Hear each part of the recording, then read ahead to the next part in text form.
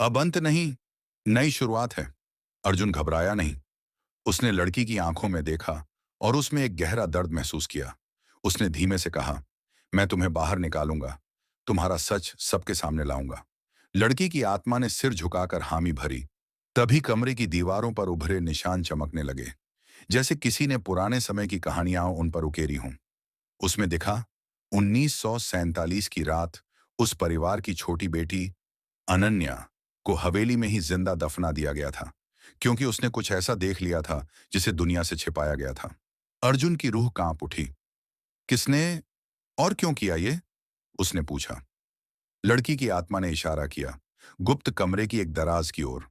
अर्जुन ने खोलकर देखा, एक रजिस्टर जिसके हर पन्ने में हवेली के उस समय के मालिक का नाम था, ठाकुर रणवीर सिंह, और उसके गुनाहों का हिसाब। रजिस्टर में लिखा था, जो भी हमारे खिलाफ बोलेगा वो हवेली से कभी बाहर नहीं जाएगा।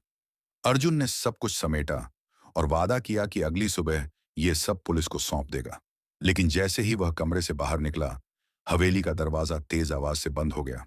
हवा ठंडी हो गई और हर दिशा में एक ही आवाज गूंजने लगी, सच बाहर नहीं जा सकता, अब तू भी यहीं रहेगा।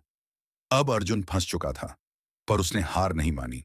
उसने अनन्या की आत्मा की ओर देखा, जो अब रोशनी से घिरने लगी थी। उसने कहा, अगर मैं फंसा भी तो तुझे आजाद जरूर करूंगा।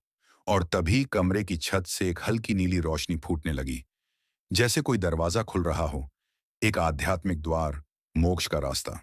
लेकिन रास्ता सिर्फ एक आत्मा के लिए था। अब सवाल था, क्या अर्जुन अनन्या को मुक्ति दिला पाएगा या हवेली की दीवारों में खुद गुम हो जाएगा?